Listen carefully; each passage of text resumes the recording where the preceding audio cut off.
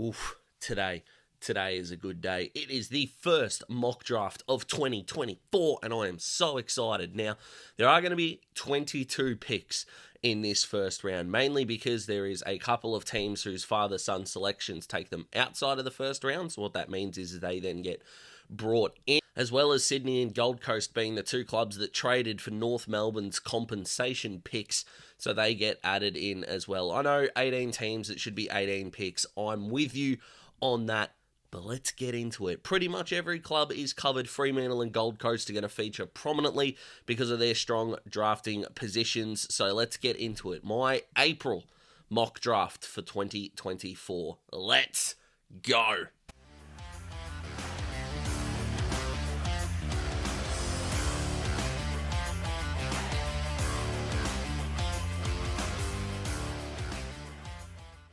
There's also going to be no trades in this mock draft just yet, but I'm going to talk about a few picks that could be up for grabs throughout the first round as well. So just keep that in mind, okay? Because I know that some clubs are coming out and saying they're not wanting to use their first pick or maybe not wanting that position. I get all that. We're going to talk about all of it. But North Melbourne are going to kick things off with pick 1. Now, in such a midfield-heavy draft, I've got them taking Josh Smiley at number 1 because he is so different and so damaging to the other mids that they already have. 195 centimetres, an absolute ball, captained the AFL Academy squad against Coburg and Footscray as well, and everything this guy does is like a brick wall. I don't want to say Paddy Cripps, but it's a little bit Paddy Cripps-esque, which North Melbourne could need in that midfield. Jai Simpkins not humming along. There's already the trade rumours around Luke Davies-Uniacke, and he makes the most sense at number 1. The bid for Levi Ashcroft kicks in at this point, who's averaging 27 touches and 2 goals at under-18s level and had 33 and 28 respectively in the 2 AFL Academy games. His disposal is still a little bit iffy at times, but my goodness, every time this kid gets the ball, he wants to move forward and take territory. And as sad as this is for Brisbane at the moment, he and his brother, who by the way looks like Prince Charming off Shrek 2, and you cannot change my mind there, are perfect additions for this Brisbane midfield, who right now are looking vanilla, slow, and boring, which is a real shame. But Brisbane fans, at the end of the year, you're going to get the brothers in and everything's going to be sweet, hopefully. Pick 3, Hawthorn Christian Moraes. I'm going here. Now, I hope that's how you pronounce his last name. I'm still seeing commentators debate which one it is, and it's really starting to annoy me. However, we are here. Has a basketball background, if you don't mind, Hawthorn fans, but by God, we need good ball users, and that is definitely what Christian has in spades. Averaging 24 disposals, and he's hitting the scoreboard consistently at under-18s level here in Victoria. And for the academy, played a bit inside, outside, did go to a wing a little bit. I don't think that's where he's going to be at AFL level at this point, but his ball use is extraordinary. Had the kick of the day. And Hawthorn at the moment, their midfield's going like an absolute busted, but kicking inside 50 looks a real problem, and it's also a feature of Christian's game. The Hawks don't want to take their first pick, especially if it's top 5. I don't blame them wanting to split maybe with Freo or Gold Coast. Gold Coast does make more sense to target a couple of key position players because Hawthorn's spine at the moment is awful, and I'm not just talking about on the whiteboard, but at this point, at pick 4, all of the key position players would be a bit of a stretch. So Christian here is a majorly impressive consolidation prize. Richmond take Finn O'Sullivan here, whose numbers don't read spectacularly because of a hand injury throughout the start of the year, but this kid's got the junior years to back it up. Only 182 centimetres, but he's such a damaging kick, puts his head over the ball, and is the kind of guy I can see Richmond fans falling in love with really quickly. We don't need to go over how badly the Tim Taranto and Jacob Hopper trades are turning out to be. Taranto probably a bit more forgivable given the best and fairest last year, but both not playing at the moment. Bodies aren't holding up. Durability is a massive issue. You can't really argue that Finn's not durable because it is a hand injury as opposed to maybe repeat soft tissue injuries or repeat knee injuries. It's a thumb injury, I think it is, so it's not that bad. But if you're going to comment below and go, stats this year aren't worthy of a number 4 pick, I know. Give it time, he will dominate, I promise you. Crafty on the inside, loves the outside, takes his marks beautifully for a small player, and really could indoctrinate himself bleeding yellow and black if this is where he did end up in late November. Got the Eagles taking Jagger Smith here, which could be a little bit interesting because the midfield, especially the young midfield at West Coast, isn't really something that needs to be added to potentially at this point. You've still got Elliot Yeo playing magnificent footy. Tim Kelly is still there going okay. Just okay, I think, is a fair statement. Of course, you've got Harley, you've got Ruben Jinby, and you've got Elijah Hewitt. Jagger Smith could be the perfect last piece for a generational midfield puzzle going forward for the Eagles, and they can address other needs in their 22 later on in the draft. But Jagger has got it all and would be a really exciting piece alongside these young West Coast stars. He's smooth, he's classy, but more importantly, especially with the modern game, he is able to take the ball centre forward and do damage with it. And as West Coast continue to evolve and get better as a football side, possessions in your forward half become more and more damaging. And he has got this, it is fair to say, up to his eyeballs in footy IQ. Jagger Smith is a very good player and could be a steal even at pick 5. I've got the Gold Coast matching a bid for Leonardo Lombard here, who is a line breaker who looks so difficult to tackle. And when you add in the fact that, like last year with Jake Rogers, Gold Coast wouldn't need to match a bid for an Academy star mid and start him at centre bounces straight away. We know how good their midfield is humming along with Rowell, Miller, Anderson, Flanders, even though he's gone to the half-back line for the majority of quarters now, can still rotate through there. This guy could again start forward of centre, throws his weight around, and as we said, because he's so hard to tackle, he, Bailey, Humphrey, these kind of guys in that half-forward line are going to be so difficult to stop, and he's an underrated user inside 50 as well. A bit like Jake Rogers, who was just hitting blokes on the chest. Everything that this kid does leads to gold, forward of centre and at stoppage, which, again, like we've said previously, is so important to the modern game. Do not blame St Kilda here for bidding on him this high up. Do not blame Gold Coast, I should say, for matching it. 7th midfielder in a row now. St Kilda desperately need help in that area. Sid Draper is their guy, the state MVP for South Australia last year, and averaged 5 clearances as a 17-year-old in the Sandful under-18s. Again, his numbers this year aren't going to look impressive because there aren't any, because he's had shin problems throughout. This is going to be a name that teams in the top 10 of this draft, maybe even top 5, are going to keep watching and keep being impressive by. I have no doubt he's going to come in and dominate the carnival, so this might be too low for him as we get further into the year. But as of right now, St Kilda, Sid Draper looks like a match made in heaven for mine, as this genuine star from South Australia looks to get on the park in 2024 and get his name out there as one of the top selections. Adelaide taking Sam Layla here, who I think is the most underrated mid in this class so far. He is a line breaker. This guy breaks tackles and takes territory. Now, I said in my 5 draftees to watch video about 5 months ago now that he's going to be compared to Dustin Martin because he's got the fend off in the number 4. Inevitable, I would have thought. He's not Dusty, no one is. Stop doing that. But what Adelaide would get, a bit like they've gotten from Jake Saligo this year, is a guy who wants to take the ball from stoppage, move forward and take territory. And he's also a midfielder that, as he continues to grow and develop, I can absolutely see being a threat in the forward line when they throw Rankin and Rochelle in there. A very classy player who has also got really good footy IQ as well. And in a world where the top end names are going to be thereabouts, don't forget about this young man. Freo grabbed the last midfield piece for them. Tom Gross is the guy I'm going for here, who is explosive and quick. And when you think about what Caleb Sarong has been able to do, what they can get from Andy Brayshaw, Hayden Young's got the size. Nat Fyfe is back in some really good form. Freo have got 3 first-round picks here. Now, I'm going to do a video on them at some point this year.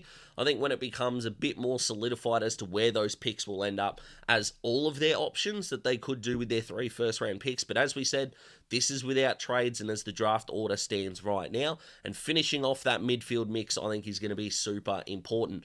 What they do with Matty Johnson when it comes to their midfield mix, hard to say. I don't think Neil Erasmus is going to be at Freo next year. I would love my Hawks to pick him up, but we don't. That's not what this video is about. Averaging 26 disposals and 6 tackles in the under-18s at this point in time, and loves to break away from stoppage as well. Is one of these guys that I think won't take as long to indoctrinate himself into the AFL system, and will be a really good asset for whoever picks him up. Of course, in this case, the Darkers. Got Gold Coast taking Luke Traynor at pick 10, which I know if you look at all these draft rankings and the hype that this young man is getting seems way too low. I would actually probably agree with you, but the perfect fit here for Gold Coast, number one, is extraordinary. And number two, there are some midfield-heavy teams or midfield-requiring heavy teams at the top end of the draft as well. So I haven't done this on purpose, I can assure you. This guy for me is James Sicily 2.0. I think it's going to help really well for them. Now, he's a bit taller than Sis, but if Jack Lukosius is not going to be at Gold Coast next year, they've already got King, Walter. So for that forward mix, they're going to be absolutely fine there. Ballard and Sam Collins are still going to be able to take the gorilla forwards, and the role that they're hoping Jack Lukosius can play, I can see Lukey Traynor doing as well. I'm not as big a buyer as him as a pure key defender, but as a third tall that can roam, play on the resting ruckman, and absolutely kill you by foot and with his smarts and with his athleticism. Absolutely, I do. And if he does get to Gold Coast here, even though they've matched the Lombard bid, they've still got their second first-round pick at this point. What a pickup it would be. This kid is going to be something special. Adelaide match a bid for Tyler Welsh here, so they get 2 first-round picks in this draft. He is your very simple, and I don't want to say that in a disrespectful way, I promise you, hit up, lead, mark, set shot, goal. He is a beautiful set shot kick. I know we say the same thing about Darcy Fogarty, and then he went a little bit behind, but he has a very simple technique and one that works beautifully. How that'll translate to the mental stamina that is required in the AFL, who the hell knows? But in terms of traits for a forward, especially while you've still got Tex there, and then Fogarty and Thilthorpe who have got the size, the athleticism to move, he will slot in beautifully as that second and a half, third forward that is going to be so dangerous in space in the forward half for the Crows. Back to Freo, Jack Whitlock is the guy I'm going to take for them. Now, again, this is on the basis that Freo don't get a tall forward in the trade period, namely probably Logan McDonald. Jacob Van Rooyen, I should say, has already signed at Melbourne, and there aren't too many guys around that 22 to 24 age that I think Freo could attract, and I definitely don't think they're going to get Jamara Ugle-Hagan in this period. Therefore, you've still got Tracy, you've still got Amos, I understand that, but your backline's pretty solid. You're not going to need to use a first-round pick on a defender, I don't think. Your midfield, you've already added to it in this draft with Tom Gross and how well other guys in your midfield is going. If you are able to have Tracy as your big boy and Amos and Whitlock as your more athletic forwards, you are bringing in a dynamic that is going to look really imposing for Freo. Again, he's not going to have to take the best key defender from the opposition because of those aforementioned tall forwards. He is still raw, but he's averaging 2.3 goals a game. Was a little bit inaccurate last game he played for the Bushrangers from memory, but he is getting his hands on the ball. He's getting shots at goal, and for a young key forward, that is all you need right now. And as we know, they take time. It's not as if he's going to be rushed into the system anyway. This, for me, is an incredible fit. Got Carlton matching a bid here for Ben Camporeale here, of course, the son of Scott, who hasn't done a lot wrong in his draft year so far. I'm not going to lie to you. He's getting the footy beautifully, using it okay as Glenelg's under-18 side are still trying to figure out their midfield mix from those that know a lot more about Glenelg than I do. But he's averaging over 28 disposals. He's got the ability to impact the inside and the outside of the contest. And if you're thinking, I mean, Carlton have already got Cripper, Walsh, Hewitt, Chera, I should say, Matty Kennedy, these guys. What are they going to do taking another midfielder when he's this good and you're effectively getting him, now not for free because we know with the new draft rules that are set to come in, so that's why I'm sticking to the old format because we don't know what the new ones are yet. You just take him, develop him, and who knows, he's probably going to be your number 4 midfielder at the end of his first year. Will he go past a Kennedy, and can he go past a Hewitt? Carlton are probably going to gamble on yes, and it's not something that they're going to lose out on, you could say. So absolutely, bend to the Blues. It's going to happen. Welcoming the Bombers to the draft, Taj Houghton is the guy I've got them taking, who's related to Ollie, who was drafted by the Saints a couple of years ago. Unfortunately, has had some injury problems, so we haven't been able to see him out on the field, which is a shame. But Taj at the moment, and again, player comparisons can be a little bit iffy, especially around this point in time, but I just can't help it. So, sorry, but this is what Jade Gresham could be if he was drafted by the Bombers and 10 years younger. Like, he is averaging nearly 30 touches a game, and he's nearly averaging 2 goals a game. from the midfield half forward spot. Now, the Bombers midfield, as we know, is becoming more stacked as Sammy Durham is getting more time and is a genuine star. Zach Merritt is doing Zach Merritt things. Could be Brownlow form depending on how the Bombers go for the remainder of this year. And guys like Dylan Shield aren't getting games. So Taj would start his career in that forward half where he is hitting the scoreboard. He kicked 2 goals, 2 against Coburg. He is so crafty, so clever, loves the ball in his hand and will happily dish it off when he isn't in an opportunity to score as well. In terms of fit, Bombers, just keep watching this guy, I promise you. Freo, Malachi Champion, number 1. How good is that bloody name for a start? Number 2, Freo just addressed nearly all of their needs at this point.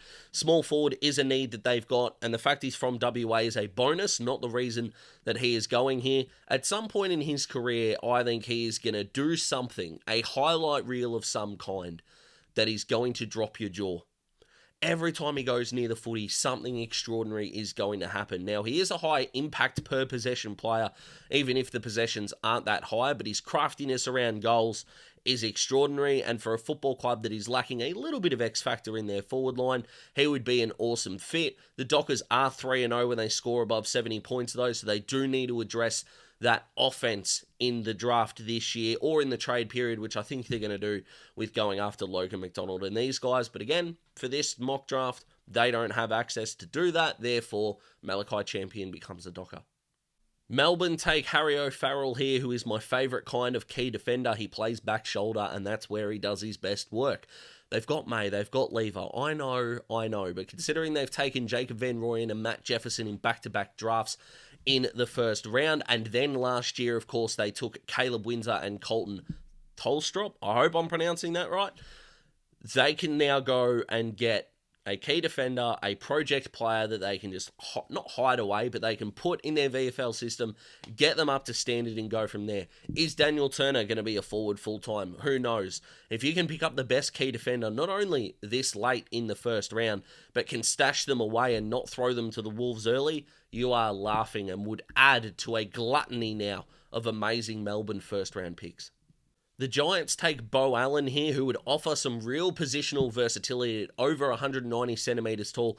Can play forward, can play back. He's so aggressive with ball in hand, which I think GWS will love, and never looks like he is afraid of making a mistake. And also what he can do is work his butt back defensively in order to impact a contest. I think he's the most underrated WA prospect at the moment, and one that we are going to hear more and more about, and I expect him to hopefully have a really good carnival as well. But the Giants would be picking up a guy that they don't need to know where to play him first. And again, another kind of project player that they can stash away in their second side, whatever the second competition is going to be called, figure out where he's at, and then bang, get him into an already vitalised GWS side who, let's be honest, are well on their way to at least a preliminary final. Carlton match a bid here for Ben's brother Lucas, who plays as an outside winger, and I know that is a position that Carlton are not lacking at the moment, but he's averaging 23 disposals a game, is an elite metres gained kind of operator, and just wants to take the ball forward. Again, Carlton's such a good team, he doesn't need to play round 1, 2025 at this point in time. Stash him away, develop him into what you need him to develop as Carlton would add, let's be honest, another elite player in their VFL system before hopefully coming into the AFL and dominating. But when you've got Ollie Hollins, Blake Acres, even Elijah Hollins can play on that outside as well. Jackson Binns, who debuted not too long ago, can play on that outside wing as well. They do have depth in that area, but again, father-son, you've got access to a really good talent. You just take it. Sydney take Job Shanahan here, who is such an aerial presence, and even though he is a little bit undersized as a key forward, he would be really awesome if Will Hayward did go somewhere else as that kind of hybrid third forward. When you've got McDonald, you've got Amadi, you've got McLean available. Job at 192 centimetres, or 194 centimetres, I should say, and he's such an aerial threat, means that if he can find space one-on-one, he is going to be such a difficult matchup. He is a booming kick as well. Both of his goals against Footscray went through well beyond 40, so he has got that distance covered nicely. He's got a beautiful set shot technique as well. Of course, you're going to find some inconsistency from time to time, but in terms of underrated pickups, I think whoever gets Job in this draft can't have him as the number one forward, and I think he's just too small to pinch hit in the ruck as well, which he's been doing a bit for the academy and in the under-18s. Geelong here takes Zach Johnson, in my opinion, and look, they've already got young midfielders, and I'm not even saying midfield's a weakness, because they're going beautifully. They're getting beaten in clearance, of course, it's not costing them too much, and they've still got Mitch Nevitt, Hardy, they've still got these guys that can come through and play midfield. So this isn't they desperately need one or anything like that, but in terms of best talent available, he fits the bill. He's had some stupid numbers across under-18s level at this point in time and had 27 last week with 6 inside 50s and 2 goals. He is flying at the moment, would be a really dangerous pickup for the Cats and would add to a young midfield mix that is going to continually evolve the longer that they're a contender. Back to the Swans, who take Noah Miraz at this pick for mine. He's a raw defensive unit, will take some time. Sydney aren't really struggling in the key defensive back area. McCartan's in really good form, and they're not really getting towed up by key forwards at this point in time. So he might take a little bit of time, but the raw ability that this guy has got is massive. The Bloods culture would suit him beautifully. As a non-Sydney fan, it is very annoying about how good this draft is going for them, considering their 2 picks are so late. But Noah could be a guy where they go, where were they hiding this bloke? He's that good. He is probably nowhere near ready at this point in time, but hey, we're April. The draft's in November and round 1 next year is 11 months away. So by no means am I saying you need to be the finished product now, but he could genuinely burst onto the scene at some point at a really good club like the Swans, and everyone shakes their head and they go, oh, they found another one. And last but not least, Xavier Lindsay to the Suns, who has played all over the ground for the academy. It has been a midfielder for the Gippsland Power, but would be an unreal depth piece for the Gold Coast Suns. I could definitely see them going a few different options here. I think of like a Jaden Newen, who they could go after, a Noah Uze. I could see them going after even Jack Whitlock's twin brother Matt as a key defensive player, depending on what happened with Luke Traynor at pick 10. Could be the go here as well, but in terms of best talent available right now, Lindsay fits the bill and would add some unreal depth to a Gold Coast Suns list that is just going along beautifully at this point in time. That is my round 1 mock draft for 2024 for April. I know it's come out on the 1st of May. There was a day of delay, so I apologize for that. But here it is, guys. Hope you enjoy. Like the video if you like the video. Subscribe to join the Daz Talks Footy family. Let me know what you think of your club selections down below. And if you think there's a draftee that I haven't even mentioned in this video that you are loving the look of, let me know as well. Love engaging with you guys. Take care. Enjoy round 8. Fingers crossed the Hawks go a little bit better than they did last week. Hope your team goes well, and I will see you next time.